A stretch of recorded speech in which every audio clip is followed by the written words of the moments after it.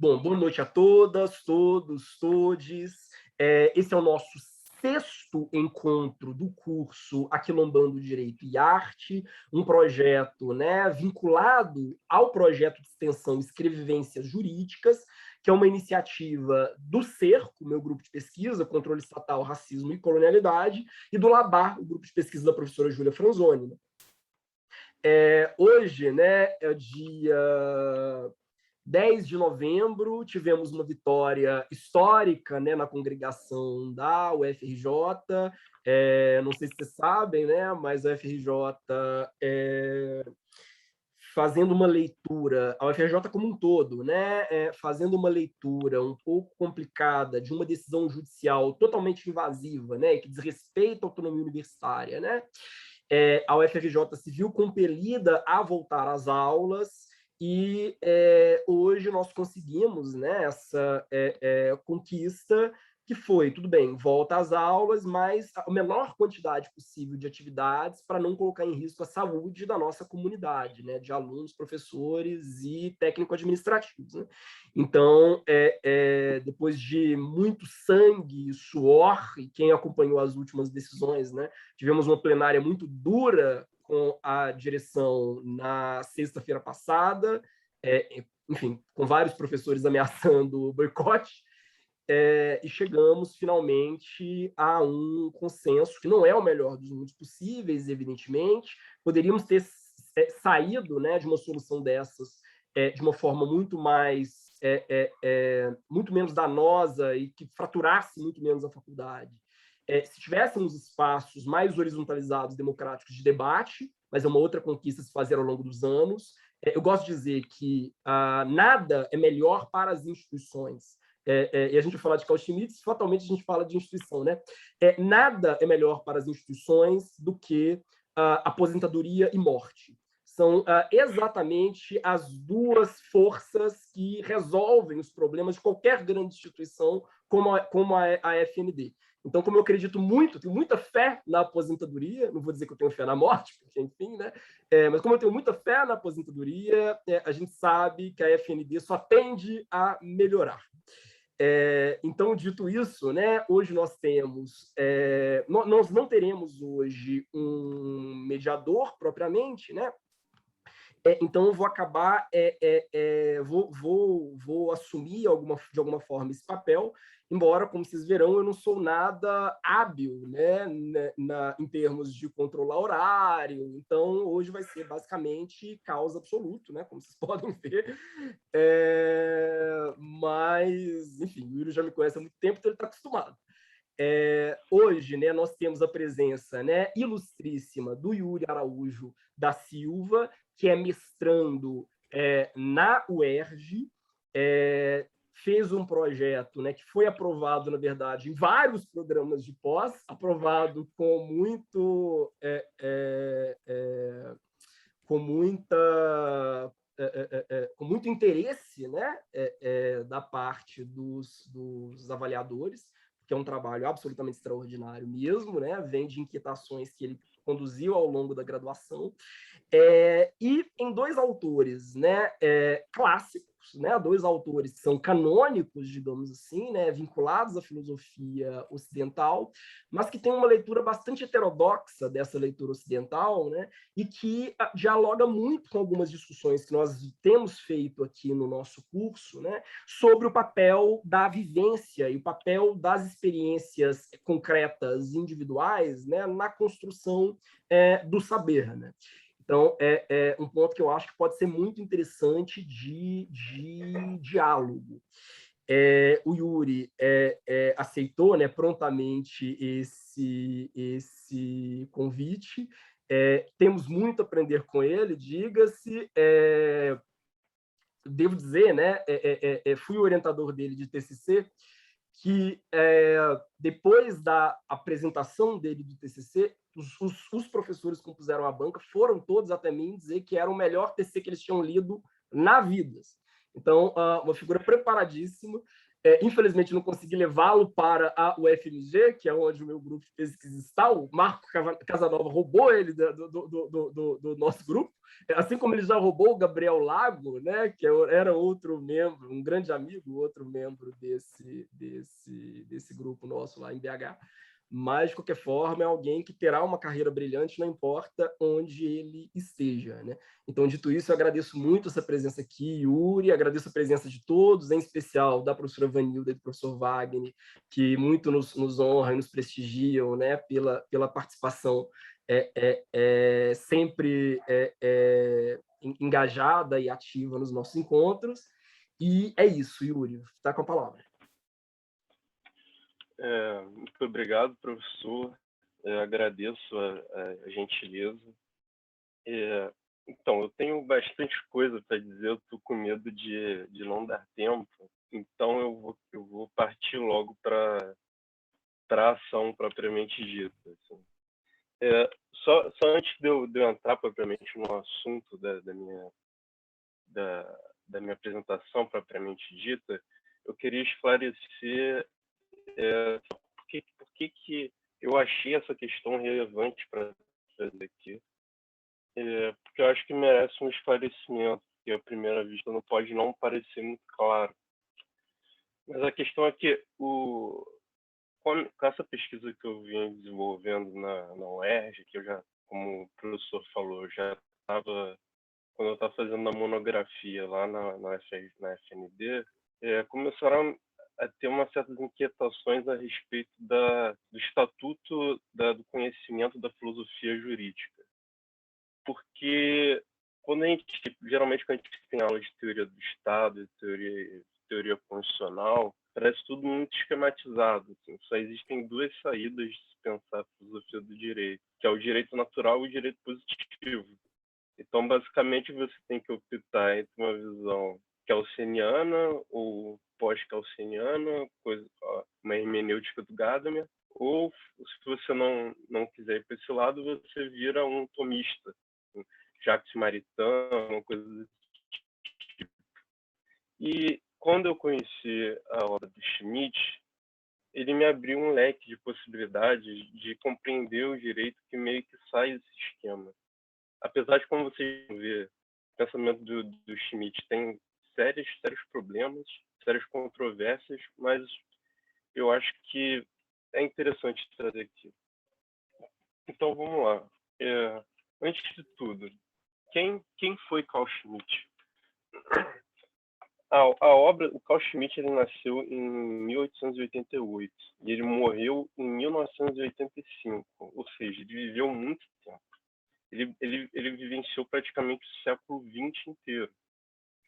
E ele só não vivenciou, ele não apenas vivenciou o século XX quase inteiro, como ele também escreveu sobre absolutamente todos os acontecimentos políticos do século XX. Desde a da Primeira Guerra, passando pelo nazifascismo, escreveu sobre a Guerra Fria, escreveu até sobre as lutas de descolonização na África e na Ásia. Nos anos 60, o Schmitt ele meio que reformula um pouco o pensamento dele, né? Ele escreve uma obra muito importante, que é o Nomos da Terra, e ali ele trata de questões atualíssimas, como a questão justamente desse novo paradigma de globalização que vai se deslocando da Europa para esses polos da periferia, propriamente dito. Mas quais são os principais trabalhos do Schmitt? O grosso da obra intelectual dele está, sobretudo, no período de Weimar. E aqui eu posso elencar para vocês, sobretudo a ditadura, que é um livro de 21, a teologia política, que é um ensaio de 22, o famoso conceito do político, que teve a sua primeira edição em 1927, e a teoria da Constituição de 1928, que é uma espécie de manual, um manual de direito constitucional do Schmitt. E qual era a grande questão para o Schmitt naquele período? Ele começou a perceber que desde as revoluções liberais de 1848, o direito constitucional e a teoria do Estado estava passando por uma transformação, um deslocamento da teoria constitucional pautada na liberdade negativa e nos direitos individuais, ou seja, aquele clássico Estado liberal clássico que a gente aprende na faculdade, para uma complexidade de uma democracia de massas, de uma constituição democrática de massas, que simplesmente implode esse sistema da normatividade da Constituição do século XIX. E isso, durante a República de Weimar, era um grande laboratório para isso, porque a República de Weimar, como vocês sabem, ela foi uma pioneira em uma série de direitos sociais, pioneiras de experimentos políticos e sociais. Então aquilo era uma questão, era a ordem do dia, por assim dizer. E naquele período existia uma grande crise na filosofia jurídica alemã, porque a escola consolidada, que era a escola do Paul Laban e do Jelinek, que são dois clássicos do direito alemão, positivistas, e mais tardiamente o próprio Kelsen, que era austríaco, mas ele teve muita influência também na Alemanha. Esses autores do Schmitt e outros juristas também da geração do Schmitt, como Hermann Heller, eles perceberam que a normatividade nos moldes como era ensinado não estava dando conta dessa nova realidade. E aí o Schmitt desenvolve essas séries de teorias dele que eu não vou entrar nesse mérito aqui. Mas, por incrível que pareça, eu não vou abordar esse problema do modo tradicional que geralmente se aborda o Schmitt, porque geralmente na faculdade dão esses textos do Schmitt, sobretudo a discussão do Kelsen com o Schmitt. Para quem não sabe, o Kelsen e Schmitt, eles tiveram um embate muito marcante sobre o papel das cortes constitucionais, mas o problema desse tipo de abordagem é porque ela parece ser muito engessada, porque geralmente eles explicam no sentido de que o Kelsen seria uma espécie.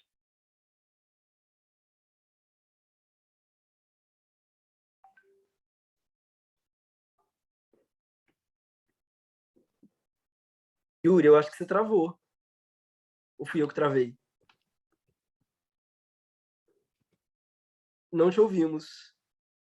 Seu som caiu. Agora tá ouvindo? Agora voltou. Agora voltou. Ah, tá. Onde é que eu caí? Tem 10 segundos, exatamente. Tá.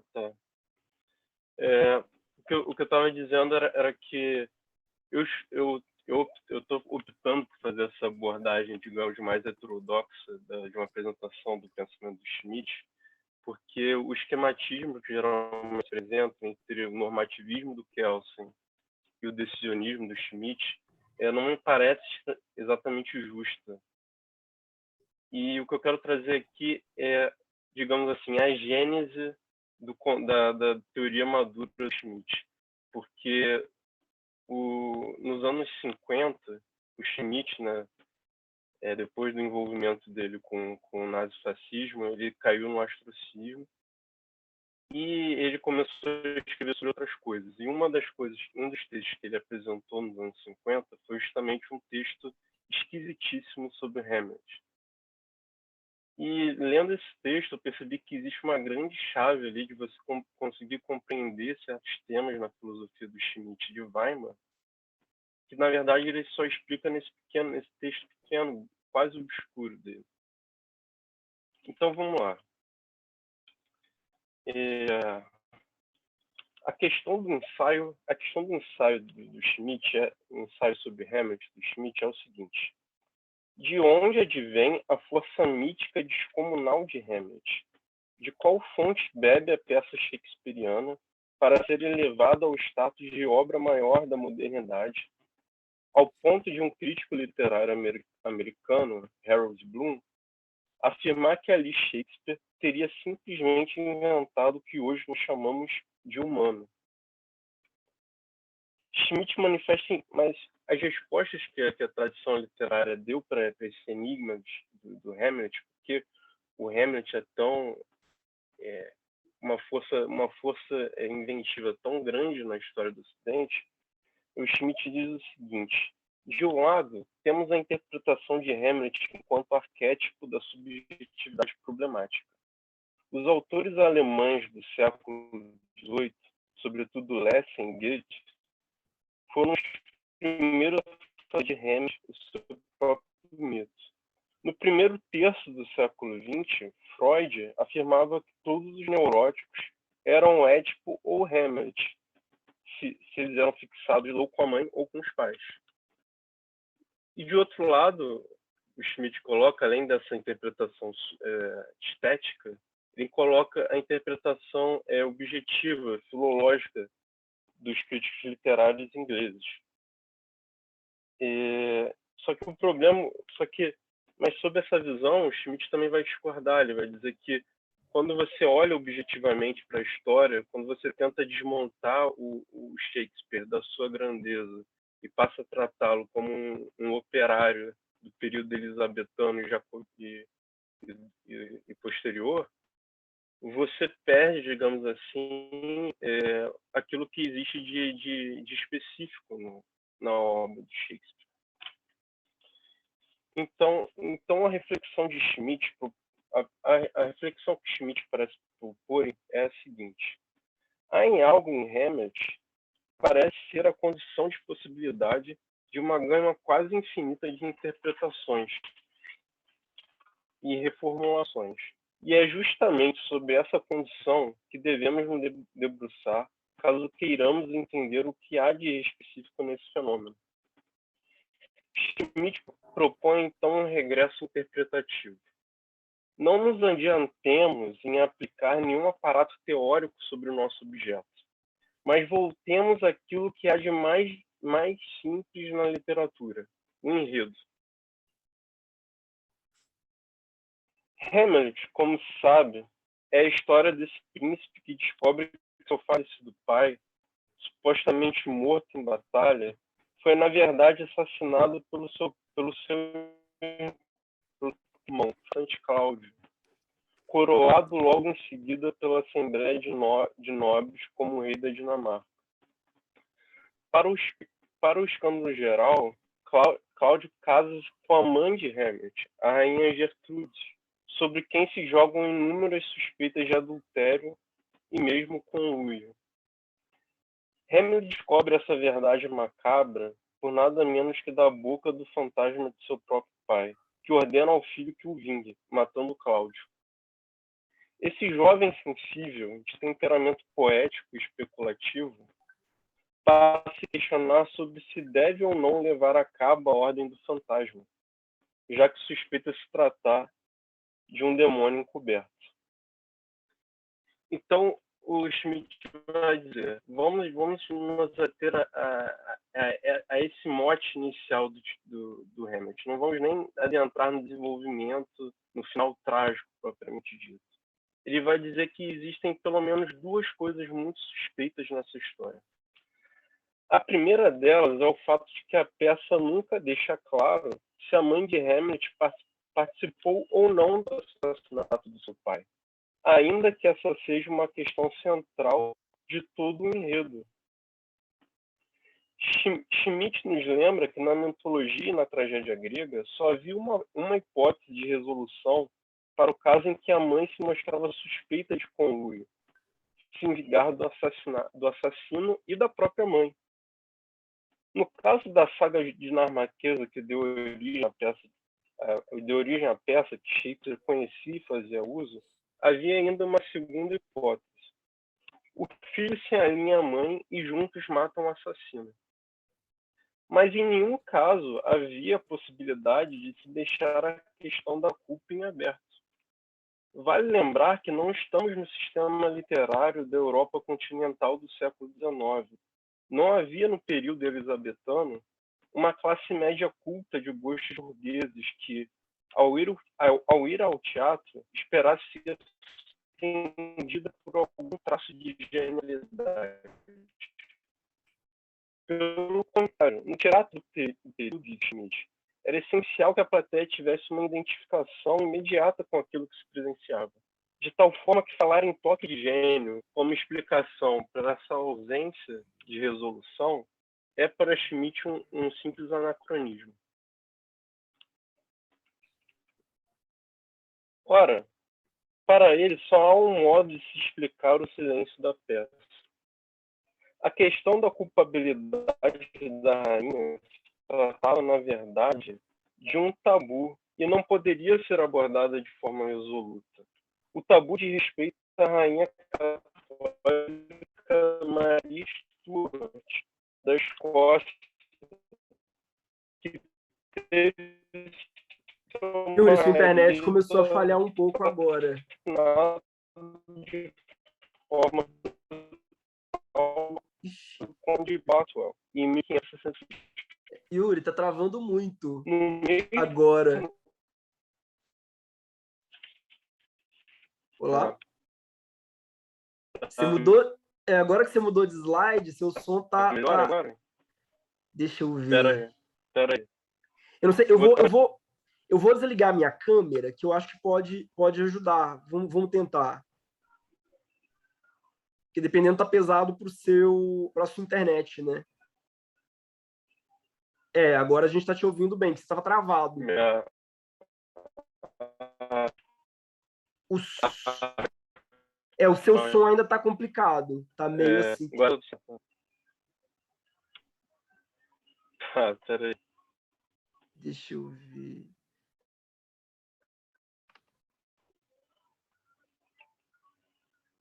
Agora ainda tá complicado? Não, agora tá ótimo. Tá ótimo. Tá. Como eu estava dizendo, o Schmidt vai dizer que a explicação para esse tabu, que a explicação para esse problema, na verdade, é um tabu histórico muito concreto. Ele vai dizer, ora, só há um modo de se explicar o silêncio da peça. A questão da culpabilidade da rainha se tratava, na verdade, de um tabu e não poderia ser abordada de forma resoluta. O tabu de respeito à rainha católica Maria Stuart da Escócia, que teve seu marido assassinado de forma brutal pelo Conde de Bothwell, em 1566. No mesmo ano, Maria Stuart casou-se com o mesmo conde, o assassino de seu marido. Apesar de se declarar inocente, ela foi julgada culpada por conspiração e executada por decapitação. Mas por que esse evento ocorrido há mais de 30 anos, no caso a peça, uma das primeiras exibições do Hamlet foi no começo de 1600, por que um evento ocorrido há mais de 30 anos na Escócia haveria de ser um tabu para Londres de Shakespeare? Schmidt nos lembra também que no período em que a peça estava em exibição, por volta de 1602 e 1603, havia um grande rebuliço a respeito da iminente morte da rainha Elizabeth I, naquele tempo de saúde extremamente debilitada. Com isso, o assunto público do momento era a sucessão real, e o mais cotado sendo justamente o James I, então rei da Escócia e filho de Maria Stuart, a rainha católica decapitada. Por causa de James, cuja sucessão ao trono havia sido antecipada, não poderia ser imputada a culpa da mãe pelo assassinato do pai. Por outro lado, o público protestante da peça estava convencido da culpa de Maria Stuart e não poderia de forma alguma assumir a sua inocência. Ou seja, o que o Schmidt está querendo dizer aqui, basicamente, é que a questão da culpabilidade da mãe de Hamlet não era abordada simplesmente porque existia um tabu relacionado com, digamos assim, o espelhamento direto dessa personagem com a rainha morta, Maria Stuart. Assim, nessas circunstâncias, a questão da culpa precisou ser contornada com prudência. A ação do drama teve que ser restringida e por isso ficou confusa. E aqui Schmitt eu cito aqui uma frase do Schmitt bem dramática. Uma realidade aterrorizante lançou uma luz tênue através das máscaras e figurinos de uma peça de teatro. Nenhuma interpretação, seja filológica, filosófica ou estética, 8h40, por mais... 8h40 ele desce com a primeira turma, que é a turma da semana que fica com o professor. Aí ele desce com a turma. 9. Mutei a Vivian aqui. Essa é a primeira irrupção do tempo. E o Schmitt vai elencar ainda mais uma, e essa aqui é a mais essencial. Só fazendo um parênteses, essa interpretação do Schmitt, ele não deu a louca e inventou essa teoria, não. Ele tirou isso de uma crítica, de uma acadêmica inglesa, que escreveu um livro lá nos anos 20 sobre isso. O livro é extremamente polêmico e assim, eu não entendo nada da recepção dessa teoria, mas pelo que eu li, ela é muito controversa. Então, assim, não levem ao pé da letra o que o Schmitt está dizendo aqui. É louco, ele está viajando muito. Mas, só para deixar claro.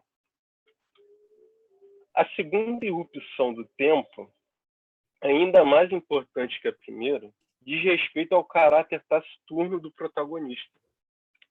Um dos maiores mistérios da personagem de Hamlet é a razão de sua absoluta indecisão em tomar para si a vingança. Mais uma vez, não há um paralelo na tradição das tragédias de vingança, nem na saga que deu origem à peça, de uma postergação da tomada de decisão. Mas esse é, ao mesmo tempo, o elemento de absoluta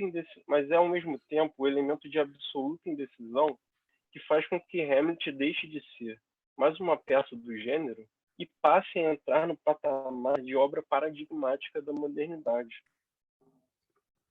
Mas, afinal, por que então Hamlet não decide?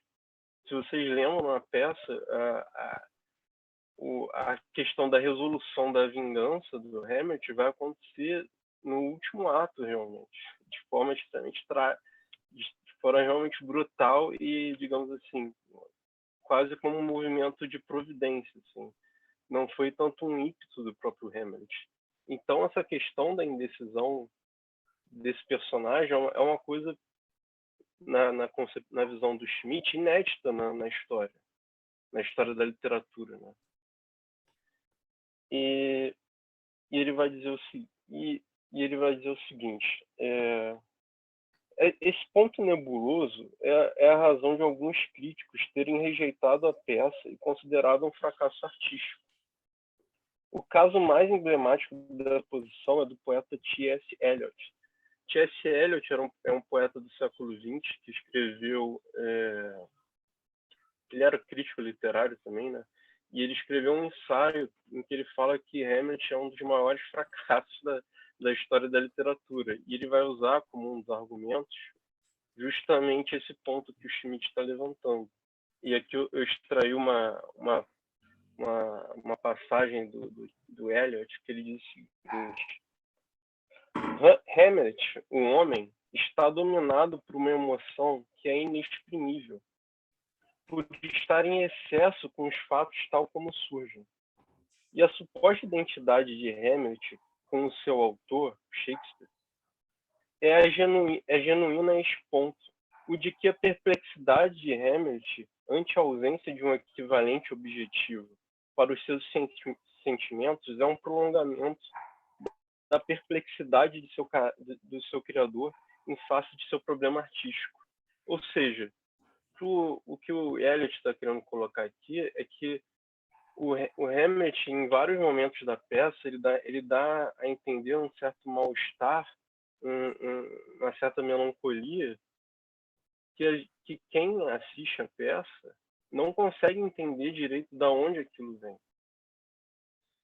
E pro Eliot, nesse caso, foi por causa de um fracasso artístico. O Shakespeare, ele não teria, digamos assim, conseguido botar isso objetivamente, essa melancolia de forma objetiva na peça.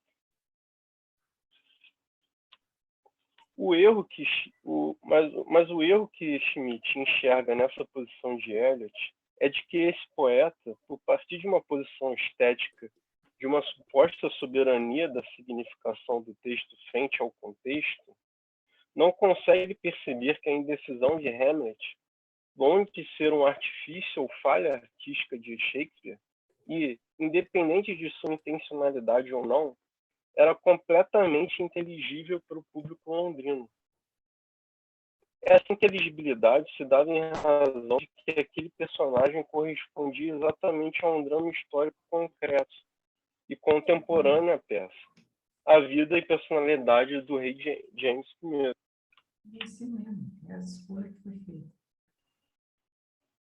Então, aqui o Schmitt dá o que ele chama de segunda irrupção do tempo na peça de Shakespeare, que seria justamente a identificação da figura do Hamlet com o rei James I. O rei, para eu lembrar vocês, como sendo filho da Maria Stuart. A Maria Stuart era uma rainha católica da Escócia.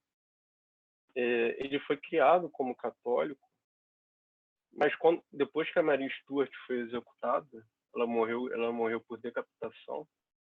O James ele foi, digamos assim, abduzido por uma série de facções. A gente tem que lembrar que a gente está nesse período na Reforma Protestante, ou seja, uma luta insana sobre o poder político, da soberania do Estado entre católicos e protestantes. E o rei James aparece como essa figura híbrida entre esses dois polos. E o Schmitt vai dizer, mais uma vez, de forma extremamente dramática: a infeliz linhagem dos Stuarts, do qual James descende, foi mais profundamente enredada do que outras no destino desse cisma religioso europeu. Com apenas 1 ano e meio foi coroado rei. Cada uma das partes tentou se apoderar de sua pessoa. Ele foi batizado católico, mas foi arrancado de sua mãe e criado como protestante pelos inimigos de sua mãe. Assim, ele foi literalmente catapultado do ventre materno para o abismo de sua era. Não é de admirar que ele tenha se tornado astuto e dissimulado, aprendendo a enganar seus inimigos. E aqui, nesse final, ele faz referência justamente na peça do Shakespeare. O Hamlet ele também tem esse lado dele, que ele tenta fingir loucura para as outras pessoas, para que ele pudesse empreender o plano de vingança dele, embora ele nunca executasse esse plano. E essa é uma das evidências que o Schmitt coloca. Mas existe outra coisa interessante também, não é, a respeito do James, é que na peça dá a entender que o Hamlet é um intelectual, que o Hamlet ele é um sujeito muito ele frequentou a universidade e ele era muito versado nas humanidades. E essa era uma característica do James também, porque o James ele escreveu um tratado de demonologia. E ele era um teólogo de muito mão cheia. Ele escreveu um tratado político também sobre a legitimidade do poder divino dos monarcas. Então, vou seguir aqui.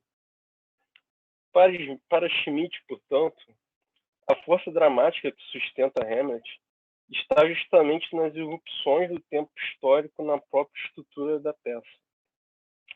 Notem que aqui Schmitt está operando uma distinção muito sutil entre a mera representação, seja alusiva ou alegórica, e uma autêntica irrupção do tempo na peça. Como se, nesse último caso, a força do acontecimento histórico moldasse e estruturasse violentamente o objeto artístico, que se pretende autônomo. Hamlet seria, sob essa leitura, não meramente uma peça sobre determinados fatos, mas uma peça que comporta em si o próprio lastro dos acontecimentos históricos, que entram pelas frestas da peça, pelo tabu da rainha e pela personalidade do príncipe. Schmitt também dá uma infinita série de outros exemplos também que não vale a pena entrar aqui, mas quem tiver curiosidade, ele realmente dá uma série de, digamos assim, de pistas sobre isso. E ele faz uma estrutura muito interessante, porque ele está querendo demonstrar para a gente que o Hamlet, ele não é, digamos assim, uma peça que representa fatos históricos. Isso seria você esvaziar o conteúdo artístico da obra. O que ele está querendo fazer é uma distinção sobre a alusão e a reflexão de fatos históricos, ou seja, o simples mencionar, o simples representar determinados fatos. Ele está fazendo uma distinção entre isso e a irrupção. A irrupção é uma coisa muito mais severa, digamos assim. A irrupção seria aquilo que entra na história sem pedir, que entra na peça sem meio que pedir passagem. Assim. A irrupção que estrutura o próprio conteúdo da peça. Isso é realmente uma tese muito mais radical do Schmitt. Essa reflexão sobre a peça leva Schmitt a sustentar uma outra tese. A força do trágico não está na dimensão lírica de um texto literário, isto é, o seu aspecto lúdico imaginativo, mas advém daquilo que é justamente o contrário disso, a seriedade, ernst, que o Schmitt usa esse termo em alemão especificamente, e que o Heidegger vai usar também, interessante isso. É preciso, portanto, fazer uma distinção essencial entre peça trágica, Trauspiel, e a tragédia, Tragödie, propriamente dita. Porque os alemães eles têm essas duas palavras, né, para significar tragédia. E essas duas palavras, elas são muito engraçadas porque elas se encaixam exatamente nisso aqui que o Schmitt está dizendo, porque Trauspiel não é tragédia no sentido literal do termo. Uma tradução literal, ele seria como um jogo ou peça fúnebre, porque tem a ambiguidade do play do inglês também. E tragédia, em contrário, seria o que a gente chama propriamente de tragédia. Mas quando eles vão se referir a uma peça trágica, eles usam esse conceito de jogo fúnebre. E o Schmitt está dizendo aqui justamente o seguinte: o conteúdo trágico de uma peça trágica, não é essa dimensão de encenação da peça. É uma coisa que vem de fora, é algo que irrompe na peça. E ele vai dizer aqui, eu separei uma frase. O cerne dos acontecimentos trágicos, a origem da quantidade da trágica é irrevogável a esse respeito. Nenhum mortal pode imaginá-lo, nenhum gênio pode inventá-lo. Pelo contrário, quanto mais original é a invenção, quanto mais elaborada é a estrutura, quanto mais aperfeiçoada a maquinária, mais segura é a destruição do trágico. No caso da tragédia, o espaço público comum, que a cada performance abraça o autor, os atores e os espectadores, não se apoia em regras de dicção e atuação, reconhecidas coletivamente, mas na vivência de uma realidade histórica comum. Então, me parece que existe uma crítica a essa posição do Schmitt que foi dada pelo Gadamer. Vocês devem conhecer o Gadamer, ele é muito estudado em hermenêutica jurídica. No Verdade e Método, o Gadamer ele faz um apêndice ao Verdade e Método, em que ele critica textualmente essa visão que o Schmitt está colocando aqui, de que a gente deveria olhar para o Hamlet através da história concreta, porque, digamos assim, seria você desvirtuar a significação em si daquele fenômeno. O Schmitt acabaria entrando numa espécie de historicismo, assim, um sociologismo, reduzir tudo a fatos históricos. Só que me parece que o que o Schmitt está querendo dizer aqui é uma coisa muito mais sutil, no sentido de que nesses casos raros da literatura e do teatro, que acontecem essas irrupções, parece que para o Schmitt acontece, na verdade, uma coisa nova, como se tivesse uma espécie de equivalência entre os fatos e a narração artística. podemos ter uma pista melhor do que o Schmitt que parece querer dizer com a ideia de seriedade quando nos voltamos para sua correspondência privada do mesmo período em que o livro de Hammett havia sido escrito. Em uma carta enviada a Besson, que é um historiador amigo do Schmitt, o Schmitt escreve essa passagem numa carta. Por causa da palavra tragédia, lembro-me de uma frase de Kierkegaard. Abre aspas. Num sentido mais profundo, para o trágico e o cômico, não há nenhum inimigo. Apenas um bicho-papão para chorar e um motivo para rir. O assunto nunca mais me largou. Isso me levou ao pequeno escrito Hamlet ou Echo. Ou seja, quando eu descobri essa carta do Schmitt, numa coletânea de cartas dele, eu fiquei realmente assustado, porque eu estava querendo justamente escrever sobre o Kierkegaard e Schmitt, porque apesar deles terem uma relação, o Schmitt fazer referência a ele diversas vezes, essa relação normalmente não fica muito clara. E aqui ele diz com todas as letras que ele tirou isso do Kierkegaard. Mas então, a gente precisa olhar o que Kierkegaard quis dizer com isso. A obra de Kierkegaard, da qual Schmitt se refere, é o conceito de angústia, de 1844, que investiga o fenômeno da angústia a partir da sua relação com o pecado. Mas a obra de Kierkegaard, que certamente mais influenciou o pensamento de Schmitt, é a sua titulação de mestrado, o conceito de ironia, de 1844.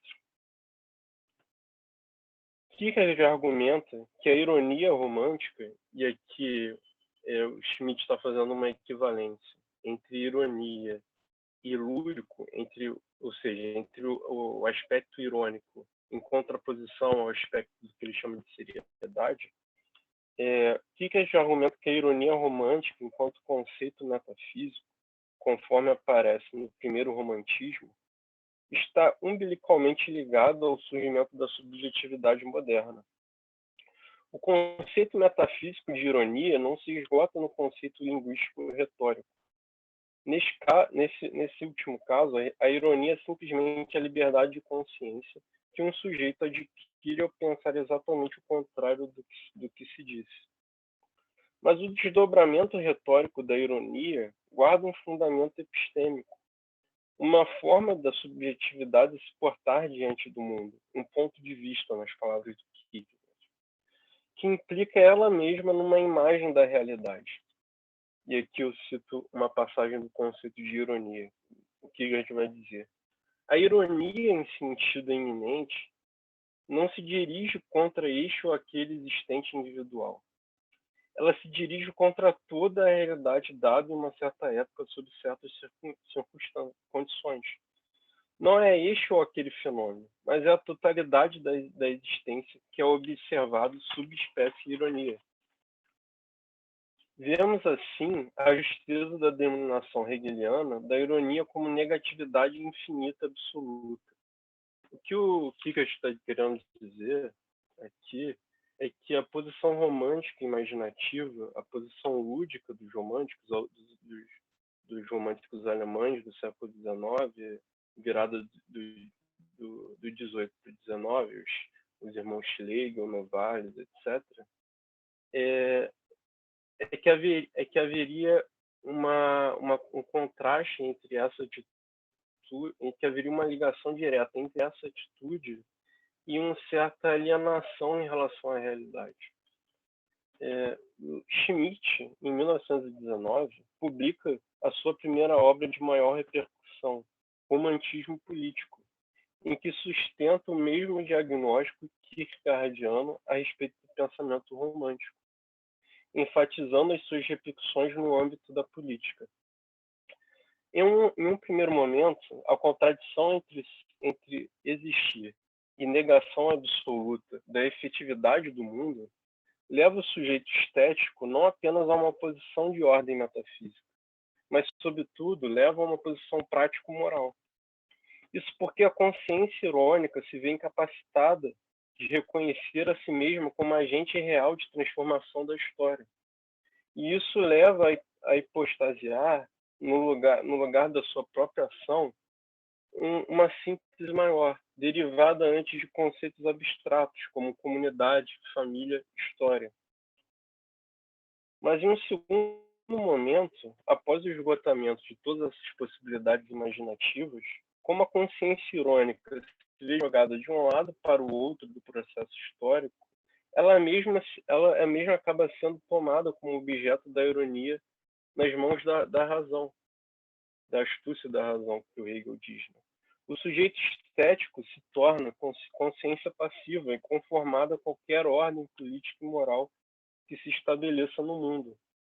Falta ao estético a capacidade decisória de efetivar uma realidade política. O que o Schmitt, essa análise que o Schmitt faz em um texto de Juventude de 1919, ele está analisando uma série de intelectuais românticos, sobretudo os irmãos Schlegel, que eles começaram, digamos assim, com uma espécie de movimento contra a cultura extremamente engajado, mas que no final da vida deles eles se tornaram extremamente conservadores e acabaram compondo o gabinete do governo de restauração alemã, da restauração do absolutismo alemão. E o Schmitt vai dizer que, ora, isso não é estranho, porque quando um sujeito ele passa a se imaginar de forma puramente estética, puramente lúdica e imaginativa, sem levar em conta a sua realidade existencial concreta, ele acaba sendo conduzido pela própria história, porque como a história é movida, e isso aqui o Schmitt e o Kierkegaard estão sendo bem hegelianos, como a história ela é, digamos assim, conduzida pela ação humana, propriamente, pelo espírito, essas pessoas que se refugiam no meramente estético, elas acabam sendo atingidas pelo próprio movimento histórico. E aqui o Schmitt aqui eu cito uma passagem do Schmitt do conceito do político, em que ele desenvolve de forma mais madura essa ideia. É apenas uma sociedade individualisticamente desintegrada que o sujeito esteticamente produtivo pode deslocar o centro intelectual para dentro de si. Apenas em um mundo burguês que isola o indivíduo no domínio do intelectual faz do indivíduo seu próprio ponto de referência. Ou seja, o Schmitt está ligando diretamente a relação entre esteticismo e liberalismo. E aqui entra um ponto muito interessante. No conceito do político, Schmitt defende a tese que o conceito de Estado, naquela época em crise, pressupõe o conceito do político. E o político, por sua vez, nada mais é do que a decisão política de um Estado em estabelecer uma distinção territorial entre amigo e inimigo. Essa é, digamos assim, a principal tese do Schmitt na vida dele, que ele ficou conhecido até hoje. E aqui, essa distinção... E é preciso ter um cuidado com esse conceito, porque geralmente ele é, digamos assim, interpretado como se o Schmitt estivesse fazendo uma apologia, digamos assim, à inimizade, a você demonizar, digamos assim, o outro. Mas não é exatamente isso que ele está dizendo. Deixa eu continuar aqui. Isso porque o Estado moderno, enquanto unidade territorial soberana, tem como fundamento histórico para Schmitt a superação das guerras civis religiosas. O seu êxito está na reestruturação da ordenação do espaço, a fim de que as unidades estatais se reconheçam entre si como distintas e soberanas em seu território. Esse reconhecimento mútuo da diferença, que constitui a identidade de cada Estado, é a polaridade amigo e inimigo, entendida assim no seu sentido formal. A formalidade se justifica dentro da teoria schmittiana em razão do processo de neutralização dos conteúdos das esferas públicas.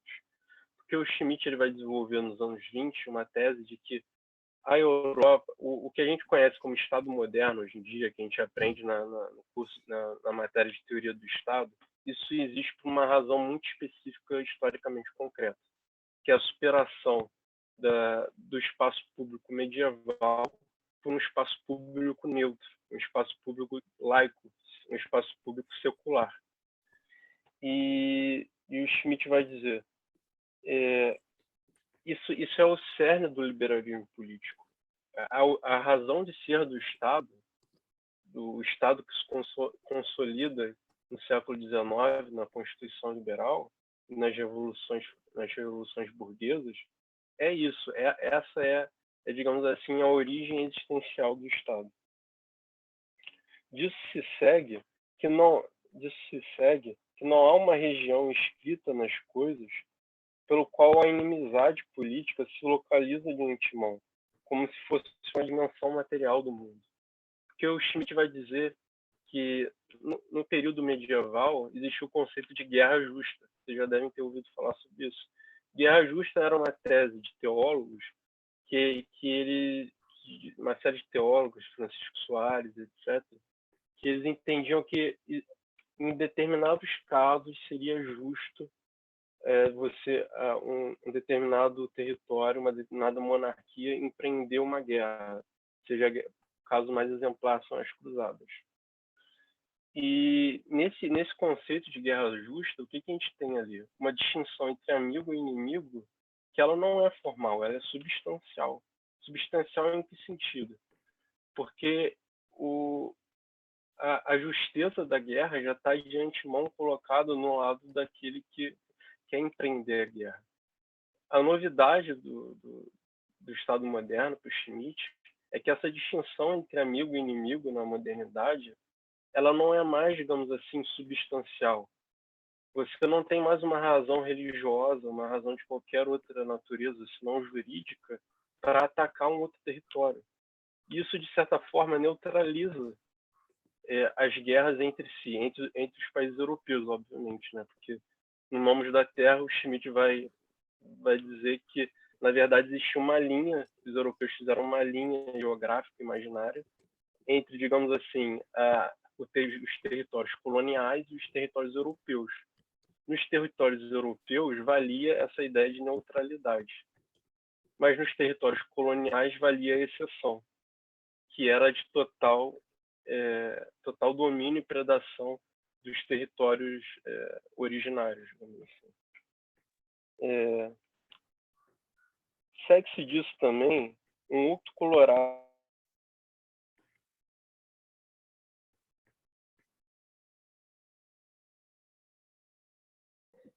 Yuri, você mutou de novo.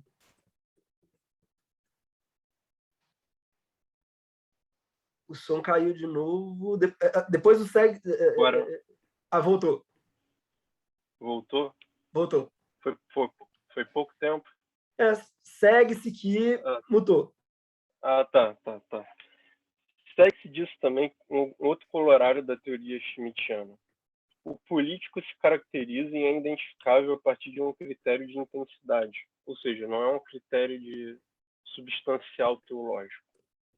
A intensidade de respeito à capacidade que um determinado grupo de indivíduos consegue se contrapor a um outro grupo de associação de indivíduos.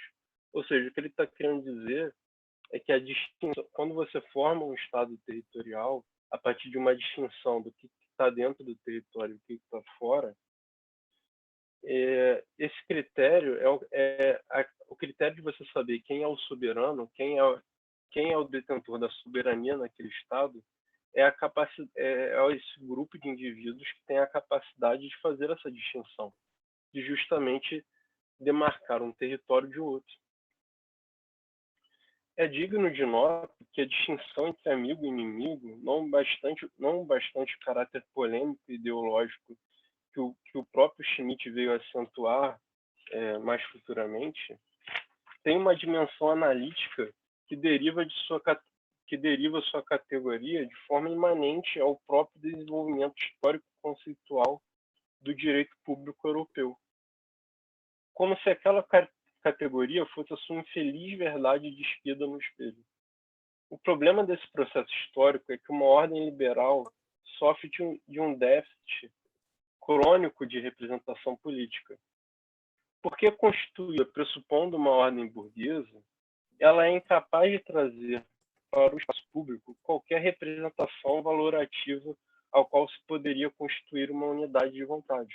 Ou seja, o que ele está querendo dizer aqui é o seguinte: no Estado robesiano, digamos assim, o que fundamenta o Estado robesiano é a segurança dos súditos. Só que no que sustenta a segurança dos súditos? O espaço público neutro. Você não pode impor as suas visões de mundo no espaço público. Se você fizer isso, você vai causar discórdia e a gente vai voltar à guerra justa. Então é essencial para o Estado burguês que o espaço público não possa impor nenhuma verdade, digamos assim. Mas isso comporta um paradoxo. A ordem liberal estaria, portanto, assentada nesse paradoxo. Uma ordem política que se impõe ao negar o seu próprio ser político.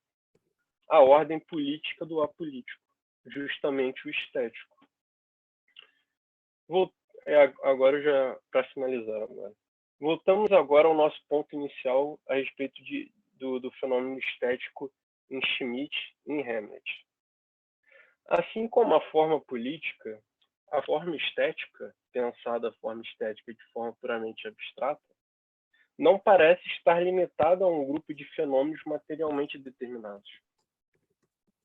Embora seja possível dizer à maneira de Kant que a forma do belo estaria ligada a uma harmonia entre as faculdades do entendimento, não há uma determinação a priori do belo contido em alguma configuração da nossa vida. Ou seja, a forma estética em si, ela parece se aparentar ao político nesse sentido, que ela se amálgama a qualquer coisa. Nós não temos problema, por exemplo, em ver um filme em que ocorre um assassinato, alguma cena de violência extrema, e a gente ainda assim pode dizer que esse filme é bonito, ou esse filme é bom. Ou seja, parece que temos aí um ponto em comum. Não apenas isso, mas a forma estética também cumpre uma função de representação análoga à forma política. O símbolo, enquanto significante que representifica aquilo que está ausente ou invisível, é tanto uma característica da forma artística quanto a forma política. Ou seja, na teoria da representação do Schmitt, que ele vai desenvolver na teoria da Constituição dele, ele vai dizer que uma outra característica do político é essa capacidade de fazer visível. Isso é muito visível na monarquia, quando você tem um rei, você tem a figura concreta do rei, e o rei ele faz visível uma ideia espiritual, qual é? Que é a ideia de unidade e de soberania. O estético também parece ter essa capacidade de você reunir num corpo, num objeto material de arte, uma ideia absolutamente que não é material. Essa estranha similitude entre esses dois níveis formais de se explicar alguma coisa, essa estranha similitude entre esses dois níveis formais do ser explica em alguma medida a preocupação de Schmitt em sempre relembrar que a forma político-jurídica não se confunde com a forma estética. Isso é um ponto que o Schmitt reitera várias vezes na sua obra. Se vocês pegarem a teologia política, você vai dizer, ela tem um parágrafo inteiro lá em que ele tenta fazer uma distinção entre forma política e forma estética.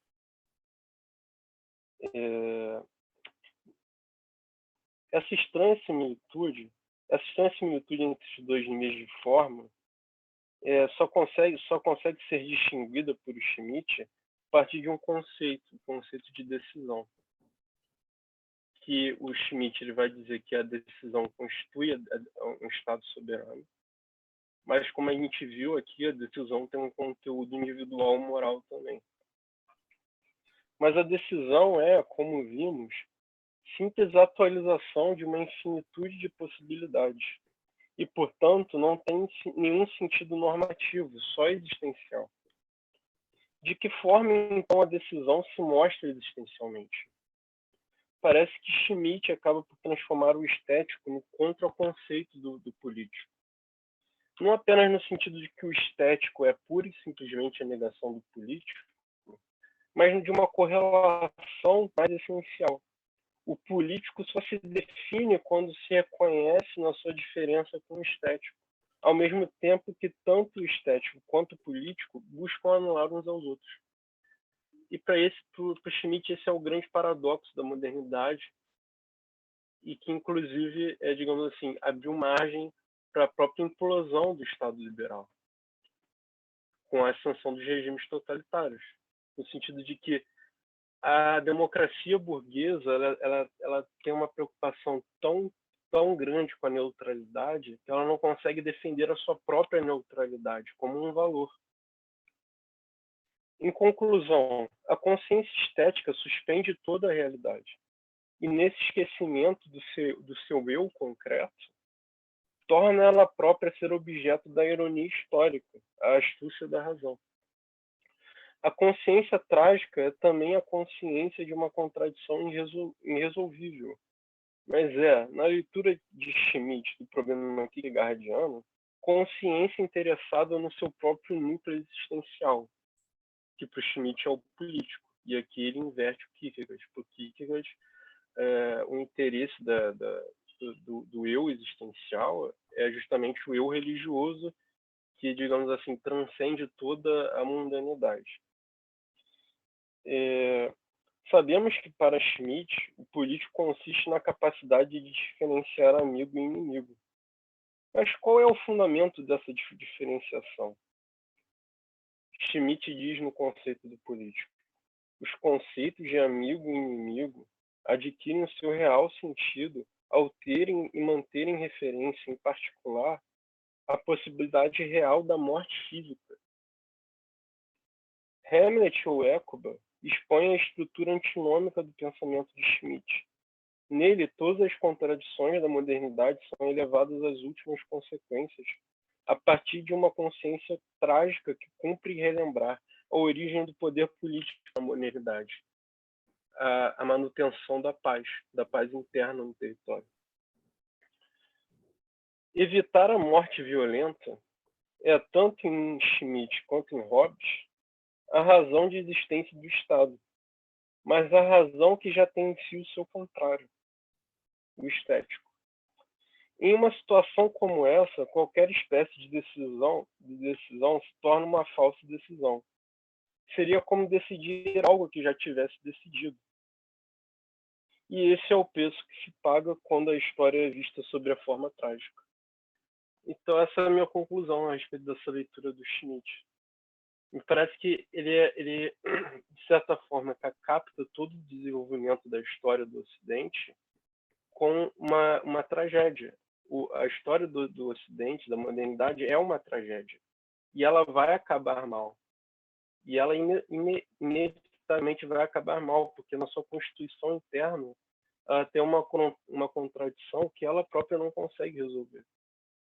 Mas o problema disso, obviamente, é que a gente fica meio que de mãos atadas num certo fatalismo. Né? O que a gente faz diante disso? Bem, é essa a minha apresentação.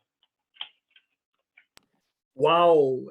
Muito obrigado, Yuri. Achei muito, muito interessante, muito instrutivo.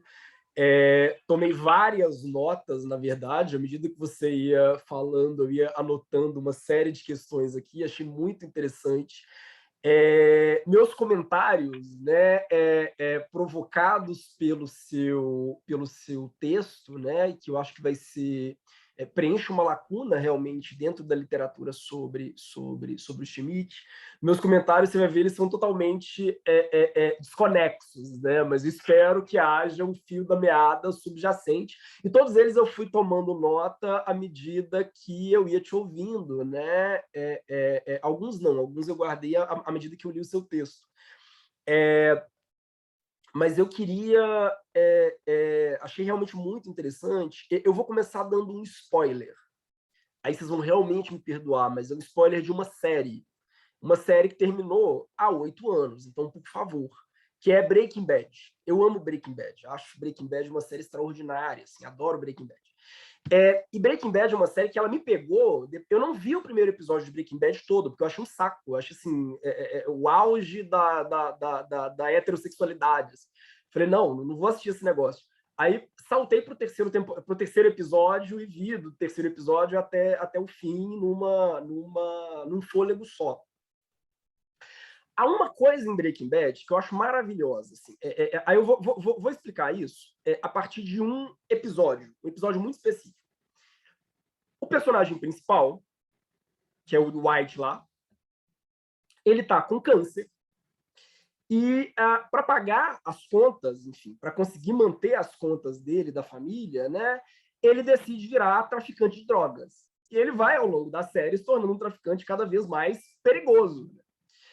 E todas as coisas terríveis que ele começa a fazer ao longo da série, terríveis, ele faz coisas horríveis ao longo da série, né? Todas as coisas terríveis que ele faz ao longo da série, ele justifica pelo fato de que ele está morrendo de câncer, ele precisa proteger a família.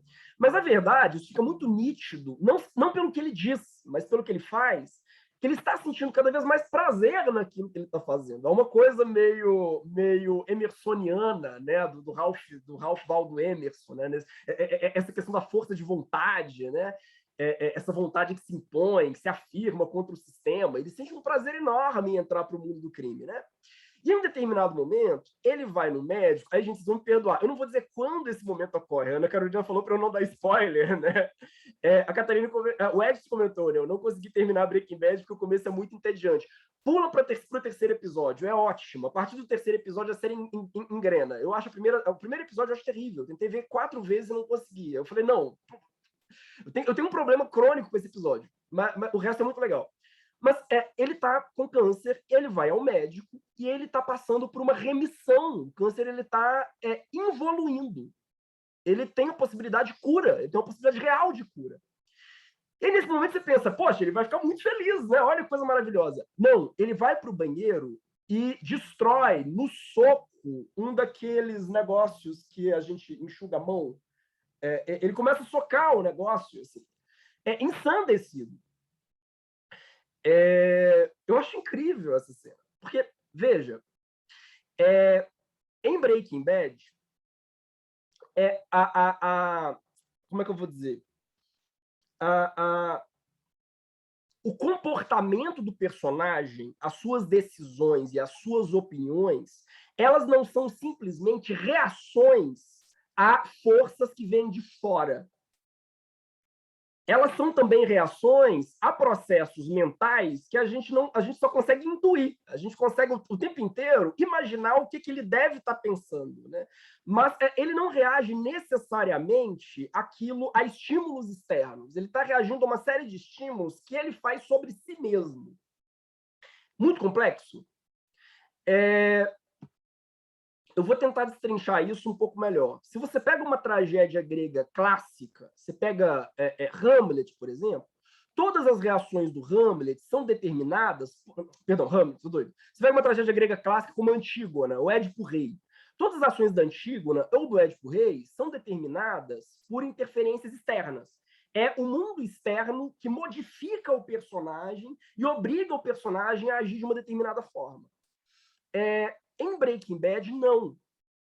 Antes de ouvir as outras pessoas, ele está ouvindo a si mesmo. E o diálogo que ele tem consigo mesmo é um diálogo que leva a dimensões as mais disparatadas possíveis. A Catarina comentou, ele fica irritado pelas próprias decisões. Sim, e são decisões, isso que eu acho muito curioso, né? E aí eu vou entrar no Shakespeare, que é o primeiro ponto que eu coloquei, que eu queria comentar a partir da fala do Yuri. No teatro ocidental, pelo menos, né, Shakespeare e na literatura ocidental como um todo, Shakespeare é o primeiro autor que trabalha com aquilo que o Harold Bloom, por exemplo, chama de autoescuta. O personagem shakespeariano está dialogando com outros personagens, e, claro, ele vai aprender sobre o mundo a partir do diálogo dele com outros personagens, mas ele também aprende sobre o mundo a partir do diálogo que ele faz consigo mesmo. Em Shakespeare, isso é muito explícito. É o que os personagens fazem o tempo inteiro, que são solilóquios. Os personagens shakespearianos... Né? O que é um solilóquio? É quando o personagem começa a falar sozinho. Hoje, isso no teatro é inconcebível. Na televisão, muito menos. Né? A gente só tem solilóquio hoje nas novelas mexicanas, em que você acompanha a Paola pensando, né? Porque eu sou maravilhosa e eu vou arrancar a língua dessa... A Paola tem solilóquios, né? Porque a Paola fala consigo mesma, a gente escuta o pensamento dela, né? Mas isso não é mais comum no cinema, é bastante raro hoje, né? Mas na obra shakespeariana, o Shakespeare usa muito de solilóquio. O personagem ele dialoga literalmente consigo mesmo. E ao dialogar consigo mesmo, ele se convence de coisas. A perspectiva dele muda à medida que ele conversa consigo mesmo. É isso que a Amanda comentou, né? Temos Yu também, né? É verdade. Yu, eles fazem isso. O que me parece extremamente interessante no trabalho shakespeariano, e que é novo, e acho que é fundante da maneira como o Ocidente moderno pensa a subjetividade, é porque no trabalho shakespeariano, o personagem ele não dialoga só com as outras pessoas, ele dialoga consigo mesmo. E pelo fato de ele dialogar consigo mesmo, ele também se engana. Nós não somos autotransparentes, nós usamos de retórica para conosco. Eu não tenho certeza das minhas posições. Eu só vou ter certeza das minhas posições à medida que eu converso comigo mesmo. E à medida que eu converso comigo mesmo, eu me convenço de coisas que talvez eu não me convenceria em outras circunstâncias. Vocês percebem? Muito abstrato. O Harold Bloom ele chama isso de autoescuta, né?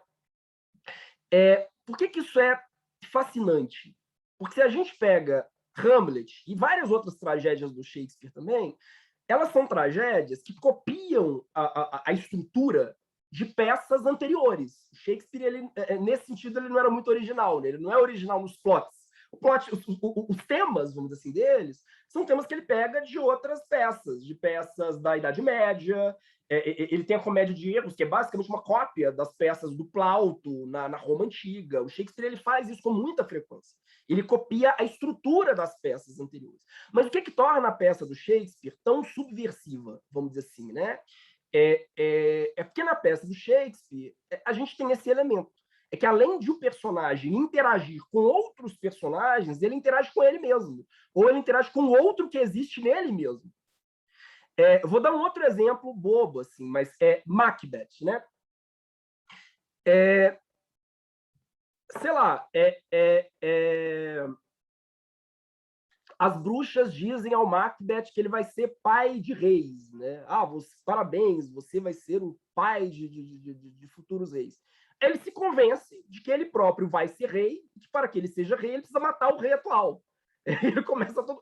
Mas veja, ele interpreta da maneira que ele considera mais interessante, vamos dizer assim, a fala das bruxas, né?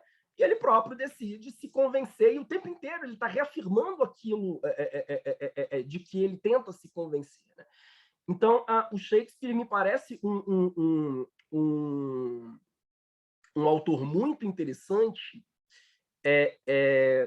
para a gente pensar na questão da subjetividade moderna, por isso, porque os personagens dele são personagens que exploram essa dimensão de interioridade ou de comunicação consigo. É uma coisa que realmente não existe em boa parte da literatura ocidental anterior. Os personagens na literatura ocidental anterior eles são autoevidentes. Eu tenho certeza das minhas posições. Eu não preciso conversar comigo mesmo, digamos assim, para saber o que eu acredito, o que eu penso, o que eu acho. Eu não me convenço ao longo do tempo. Eu sou e pronto. Eu estou plenamente confortável em mim. Os personagens do Shakespeare, não, eles nunca estão confortáveis nos seus próprios papéis. Porque eles são sempre maiores do que os seus próprios papéis, porque eles estão sempre conversando consigo mesmos. Hamlet é um exemplo. Você pega uma tragédia banal de vingança, mas dentro dessa tragédia banal de vingança tem um personagem que pensa bem demais, né? Como diria o Nietzsche. Né? O Nietzsche fala que o problema do Hamlet não é que ele pensa demais, é que ele pensa bem demais. E vejam, isso traz uma concepção aliás, é um outro exemplo que eu gosto muito, que é aquele filme Hair, com a Scarlett Johansson. Aliás, acho que a Scarlett Johansson deveria ter recebido um Oscar por causa disso, né? Porque a atuação dela é maravilhosa. E ela não aparece no filme, né? Só a voz dela. É incrível. Você não vê a Scarlett Johansson, é só a voz dela e ela ganha o filme. Mas é basicamente um computador que toma autoconsciência. A partir do momento que ele toma autoconsciência, ele começa a conversar com outras pessoas e consigo mesmo e vai se expandindo, né? Porque à medida que eu dialogo comigo mesmo, eu me expando eu expando a minha mente, né? Na verdade, eu estou o tempo inteiro. Eu não preciso de uma força exterior. Eu me basto no sentido de que eu aprendo comigo mesmo, por estranho que pareça, né? Isso é um ponto que eu acho muito interessante, né? A Catarina comentou, né? As Alegres Senhoras, né, de Windsor influencia na comédia dele, acho, dos arquétipos, né? O Harry Potter, é o espelho dos desejos, mostra aquilo que você deseja, ninguém se vê apenas sozinho. Sim. Não, Felipe, rapidinho. Desculpa. Diga. As Alegres Comadres de Windsor é influenciado pela comédia dell'arte. Outro teatro. Sim. Ele pega os arquétipos de outro teatro. Não, exato. Desculpa. Ele faz isso muito, muito, muito. Assim, ele pega... É sério, se a gente pega o Comédia de Erros, é basicamente um texto do Plauto. Só que é um texto do Plauto no qual os personagens eles têm autoconsciência, o que é muito novo. Essa ideia, né, que a filosofia ela vai... a filosofia contemporânea, né? Ela vai interpretar como espécie de reflexividade da consciência, né? Hegel fala muito disso, né? Não é à toa que alguns autores, como Bernard Bourgeois, chamam Hegel de um filósofo shakespeariano, né? Por que Hegel seria um filósofo shakespeariano, né? Porque o trabalho do Hegel é sempre isso, né? Uma consciência que se volta sobre si mesma e que aprende a partir do momento em que se dobra, né? Sobre si mesma, né? Tem dois livros maravilhosos do Harold Bloom sobre isso, né? O primeiro é Hamlet, Poeta Ilimitado, e o segundo é Shakespeare, A Invenção do Humano, porque o Harold Bloom é bem exagerado, né? Ele vai dizer que por causa disso Shakespeare inventa a nossa concepção de humano, né? Mas realmente Shakespeare ele é pioneiro numa certa perspectiva que nós temos sobre como a mente humana se organiza, digamos assim, né? Uma certa forma de representar a maneira como nós pensamos. Bom, o Yuri usa, inclusive, né, uma passagem do Kierkegaard, né, que ele usa uma expressão que eu acho muito interessante, que é essa negatividade infinita absoluta, né? Se vocês pegam o Hamlet, é um pouco isso, né? Como o Hamlet ele vira e fala, mas espera lá, eu sou um personagem numa tragédia. Mas a partir do momento que eu sei que eu sou um personagem numa tragédia, eu já não sou um personagem numa tragédia. Eu sou um personagem que sabe que é um personagem numa tragédia. Mas sou um personagem que sabe que é um personagem numa tragédia. Eu não sou simplesmente um personagem que sabe. Eu sou um personagem que é um personagem que sabe que é um personagem que está numa tragédia. Então, essa dimensão, eu estou sempre negando aquilo que eu sou em direção a algo maior. Isso é dialética, né? Tanto em Hegel quanto em Marx, né? A dialética é justamente a minha capacidade de negar o dado imediato, de negar aquilo que eu sou, a partir de um horizonte novo. Essa capacidade de autotranscendência, né? Que é muito característica da modernidade, né? E que me parece muito legal. Há um outro livro que eu gosto muito, que é do Charles Taylor, chamado As Fontes do Self, né? Que ele dialoga isso. Ele dialoga um pouco sobre isso, né? O Harold Bloom, aliás, né, ele tem um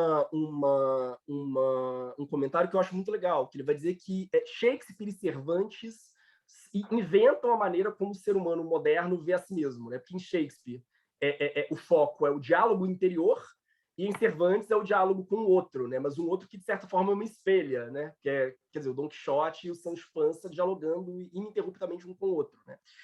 mas seriam essas duas grandes referências, né? O Gabriel até comentou, né? Deixa eu ver aqui também. A negação da negação é bem nítida nesse exemplo do personagem de tragédia mesmo, pessoal, a minha alegoria. Não, se vocês veem, Hegel era apaixonado por Shakespeare, né? Tanto que o primeiro trabalho dele, de que a gente tem notícia, que ele escreveu quando era criança, é uma peça de teatro absolutamente shakespeariana. Assim. Não sei nem se ela foi traduzida, acho que não. Por quê, né? Vou traduzir uma peça que o cara escreveu com 12 anos. A gente só faz isso com Dworkin, né? Mas, enfim. Por que eu estou dizendo isso? Né? Aliás, uma outra coisa. Estou meio surtado hoje, mas vejam uma palestra do Carlos Fuentes chamado Machado de la Mancha, que ele vai fazer uma conexão entre o Machado de Assis e o Dom Quixote. É muito bonito, assim. É uma palestra que ele fez na Academia Brasileira de Letras. Eu falei de Cervantes, eu lembrei disso. Há um ponto aqui que me parece muito interessante, então.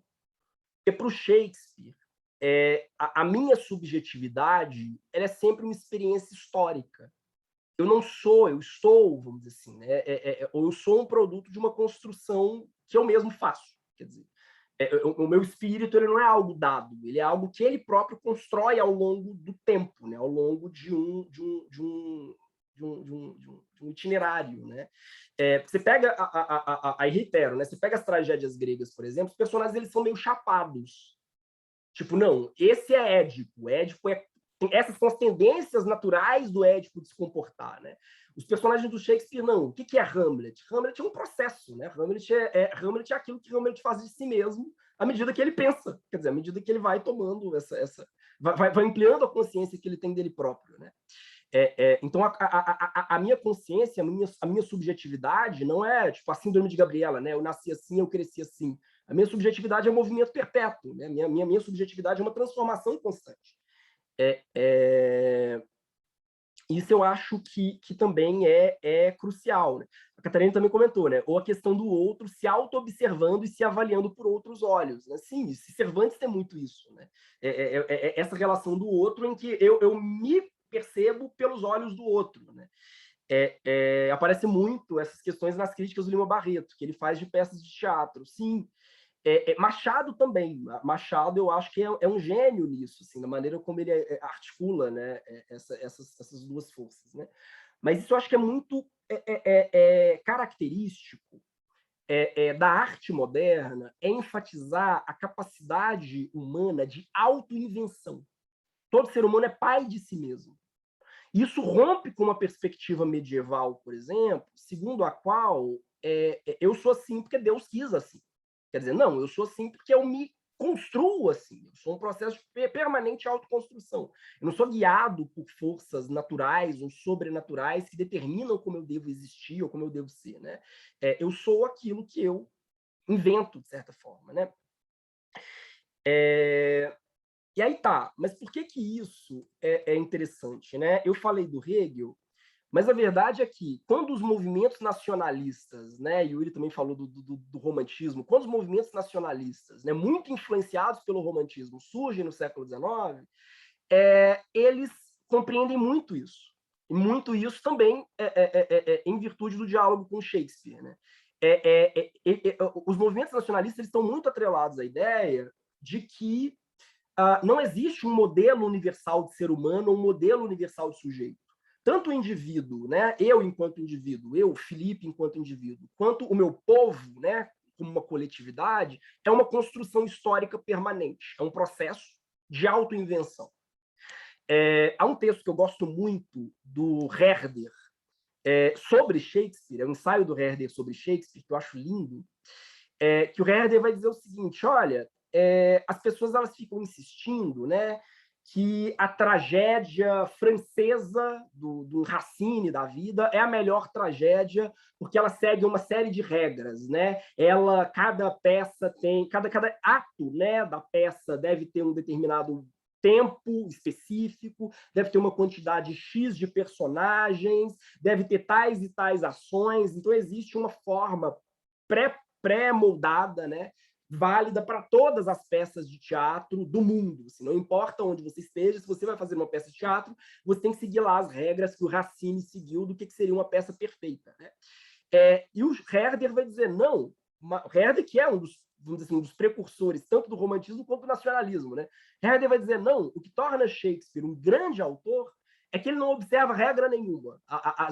Tal como os personagens dele são personagens que se auto-inventam, né? As peças dele são uma livre expressão da criatividade, tanto individual do Shakespeare, quanto da criatividade de um período, quer dizer, da corte elizabetana, né? Então, essa ideia de que nós, enquanto seres humanos, né, tanto de um ponto de vista individual, eu, sujeito, Felipe, quanto de um ponto de vista coletivo, a nação a qual eu pertenço, né, é um processo de autocriação, é um processo de criação coletiva, né, é um processo de autoinvenção permanente, porque é isso que constitui a nossa identidade enquanto sujeito, né, é não ter identidade, ninguém tem uma identidade, né, a gente é um processo de autocriação. Isso é muito importante para a formação de um discurso, vamos dizer assim, nacionalista, que rompe com a ideia de que é possível estabelecer um modelo geral de como a humanidade deve se portar ou como os indivíduos isoladamente devem se portar, né? Bom, aí eu entro em Schmitt. Aí, bom, vocês me permitem, né? A Catarina comentou, né? Parece juízo de concerto, né? Você tem que tocar como está na partitura, senão perde pontos. Não pode citar por meio delas os críticos. Não, exatamente. Havia um paradigma. Não, se você quer fazer um bom quadro, o quadro ele tem que ter tais e tais cores. Os personagens no quadro têm que estar em tais e tais posições, quer dizer, tem uma série de regras estreitas, né? O que os românticos vão dizer, e reitero, isso tem um ponto, tem uma questão política fundamental, porque está na base dos nacionalismos, né? É a ideia de que nós somos autoexpressão. O que leva a um problema também, né? Porque é como se a gente fosse o Barão de Munchausen, né? Que caiu no atoleiro e se tira do atoleiro puxando pelos próprios cabelos, né? É como se todos nós tivéssemos um potencial infinito, assim, ilimitado. Seja você mesmo, tá? Mas ser o mesmo é o quê? O que significa ser o mesmo? Né? Sei lá. Como se a gente estivesse sempre num vácuo, assim, né? Você não tem referenciais para construir a sua identidade, porque a sua identidade é a livre expressão criativa. Mas por que eu estou dizendo isso, né? Há uma passagem do Schiller, que também assim como Herder, né? Um dos pré-românticos, né? Um dos avós, um dos pais do romantismo, né? Escreve uma peça chamada Marie Stuart, que eu acho muito interessante. Marie Stuart é uma peça do Schiller sobre a prisão da Marie Stuart pela Rainha Elizabeth. E a Rainha Elizabeth decide julgar a Marie Stuart e condená-la. E a Marie Stuart vai dizer, olha, você pode até me matar, afinal nós somos inimigas, né? Soberanas de estados rivais, você pode me matar. Agora, não tem nada mais absurdo do que você tentar revestir isso dentro de um discurso jurídico. Você não tem jurisdição sobre o meu... Quer dizer, não existe um critério jurídico que defina a minha morte. A minha morte é um ato político. Você vai me matar um ato político. Um ato de decisão política. Quer dizer, você, rainha de um território, né, de um estado inimigo do meu, e que me venceu, vai me matar. É do jogo. Agora, você dá isso um verniz de legitimidade ou de juridicidade é uma mentira. Por quê? Porque cada nação, cada povo tem os seus próprios critérios do que é certo ou errado, do que é justo ou injusto, do que é jurídico, do que não é jurídico. Vocês percebem? Então, a política é uma coisa, né? Direito e moral são outras coisas. É outra coisa. O direito ele não está acima da política. Política é uma relação de conflito de acordos provisórios entre estados. Direito, isso eu acho sensacional a fala da Marie Stuart nesse sentido, direito é outra coisa. Direito é aquilo que o meu povo cria para si mesmo as normas que o meu povo elege para si mesmo internamente. Não existe uma espécie de direito universal que você, enquanto a soberana de um país inimigo, de um país rival, vai reivindicar para me condenar. Isso não é um ato político. A guerra, quer dizer, isso não é um ato jurídico. A guerra não é um ato jurídico. Isso eu acho que é um ponto muito interessante, muito característico do romantismo, né? E que, como o Yuri bem destacou, desafia a ideia mesma de guerra justa. Por quê? A ideia de guerra justa, que é uma ideia, né, que está presente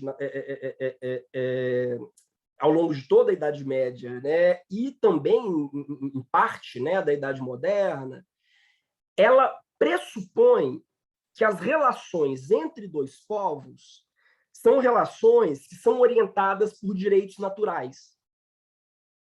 Quer dizer, tudo bem, eu sou um povo soberano, eu tenho meu próprio direito. Você é um outro povo soberano e você tem o seu próprio direito. Mas existe uma série de regras que transcendem o direito de cada nação, que transcendem a capacidade de autoexpressão de cada nação, né? E essas regras elas devem necessariamente orientar a maneira como a gente atua. O problema é que a guerra justa pode parecer um negócio muito bonitinho para evitar briga, né? Não, porque existem uma série de regras universais, naturais. O problema da guerra justa é que ela é sempre usada na pior dimensão possível, né? Colonialismo, invasão. Qual que é a versão contemporânea que a gente tem de guerra justa hoje? Intervenção humanitária. Quer dizer, eu busco uma... É a continuação da ideia de guerra justa. Eu busco uma ficção dentro de um discurso jurídico ou moral para legitimar atos que são atos políticos, né? Que a verdade é essa, né? A gente está sempre, como diria a Júlia, né, dividindo o mundo em dois, né? A gente tem o mundo aqui e agora, né? O mundo das nossas lutas conjunturais, e a gente tenta especular sobre a existência de um mundo transcendente que rege esse mundo aqui, né? Esse mundo transcendente pode ser Deus ou pode ser simplesmente leis naturais que regem todos os povos, independentemente das opiniões, das decisões, das escolhas históricas desses próprios povos, né? A ideia de guerra justa, assim como a ideia de intervenção humanitária, no fundo faz isso, né? Ela pressupõe a existência de critérios que guiem a nossa vida, né, enquanto humanidade, seriam critérios pré-políticos, né? Seriam critérios anteriores à deliberação política no âmbito de cada população. Então, vejam, né?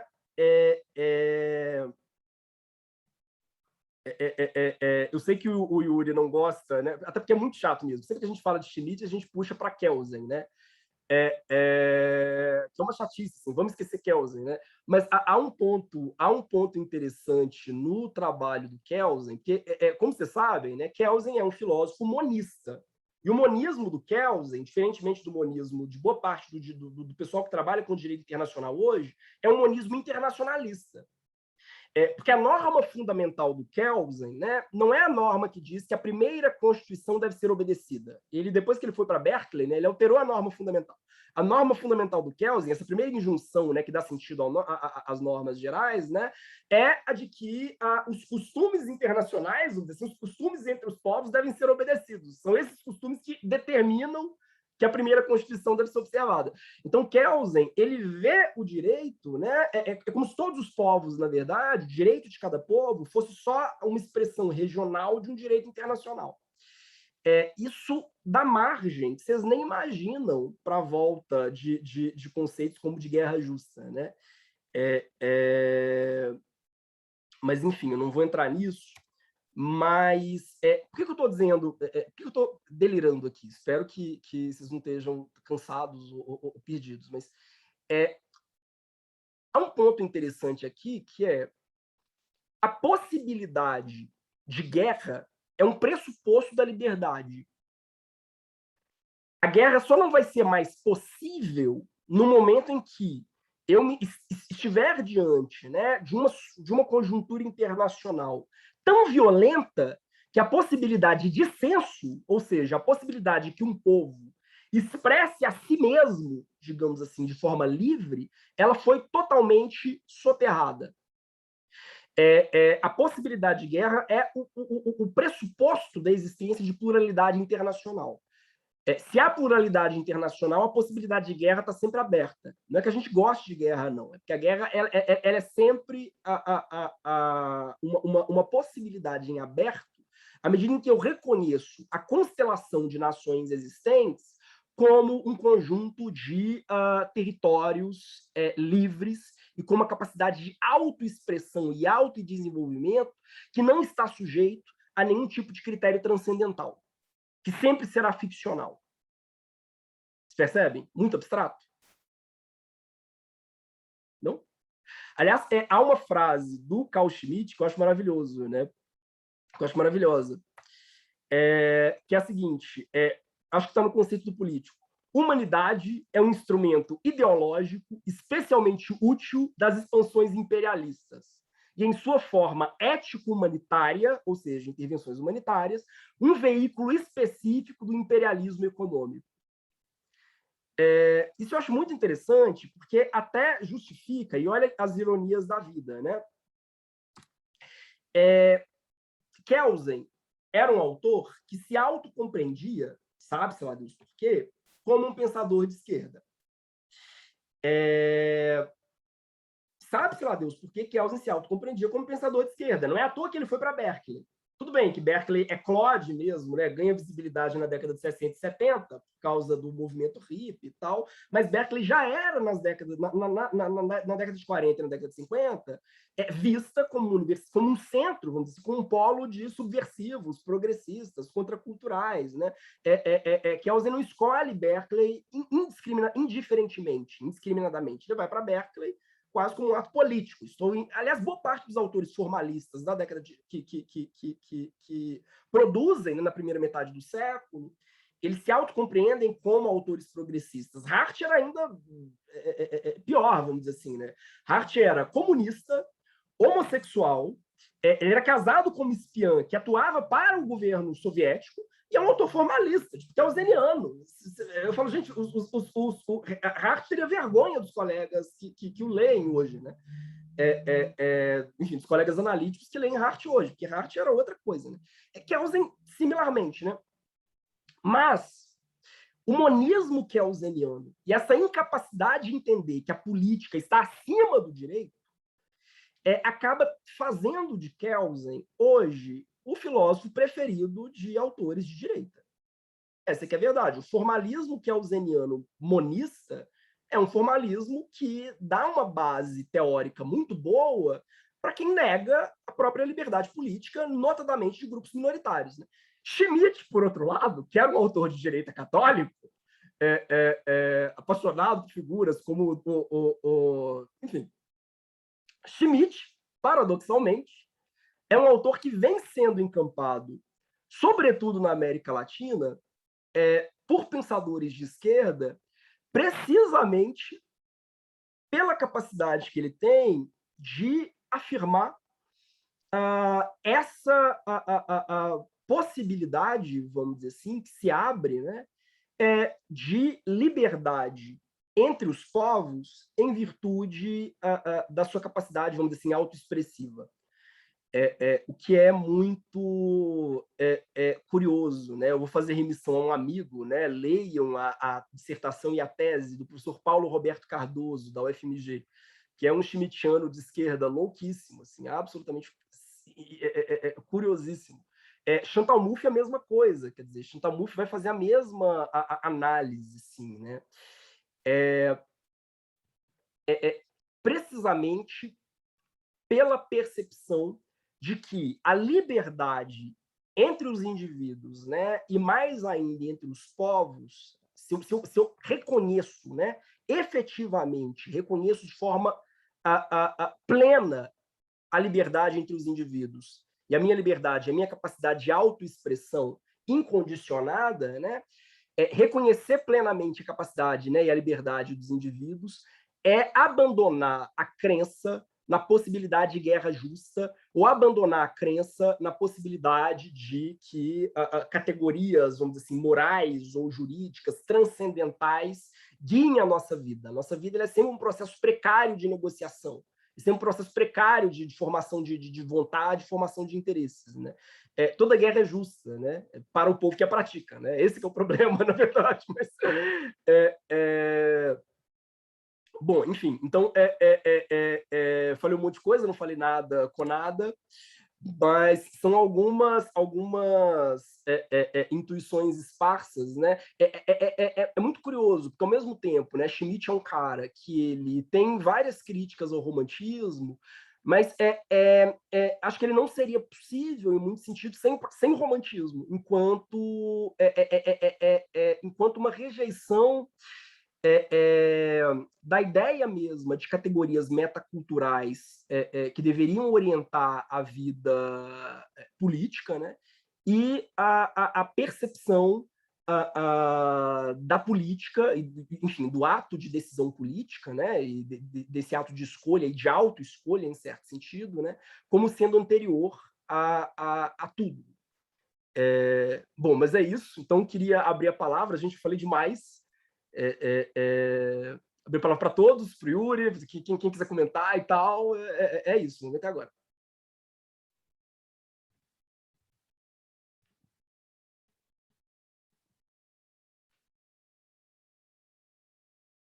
Ninguém? Olá? Todo mundo... Ah, que saco, cansei do Felipe falando.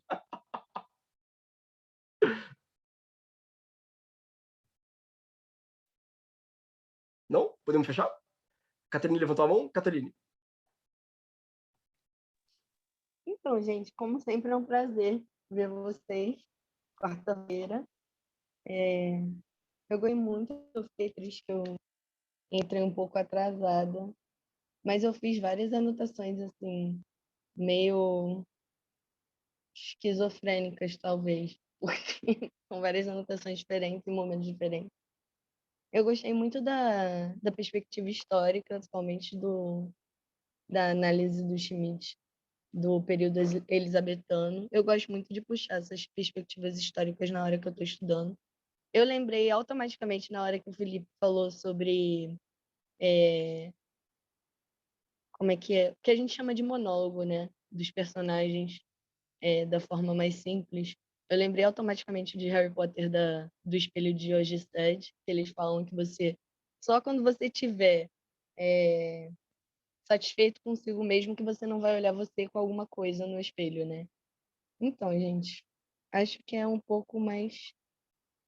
Eu não vou me achar em todas as anotações, não, mas eu adorei. Eu não tive a oportunidade ainda de ler o texto base, porque eu não sei onde se meteu o e-mail. Eu me perdi lá. Mas depois eu peço de novo. Obrigada, tá? Não.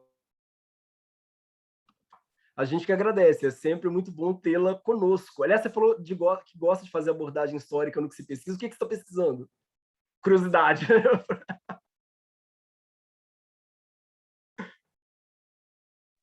Agora eu estava entre uma pesquisa. Eu gosto muito da pesquisa do Bezerra da Silva. Eu perdi a Natasha falando sobre Bezerra da Silva, Você não mas perdeu, porque na graças que verdade não tem no tivemos o nosso YouTube. encontro. Não teve? Não, ela teve alguns problemas pessoais, aí a gente acabou adiando. Ah, então eu Temos que vou ver. remarcar. Eu sou louca pela história do Bezerra, porque ele é daqui de Recife, né? E ele foi para o Rio e é mais conhecido pelo samba, mas ele tem formação acadêmica, inclusive em concerto, ele é músico de concerto.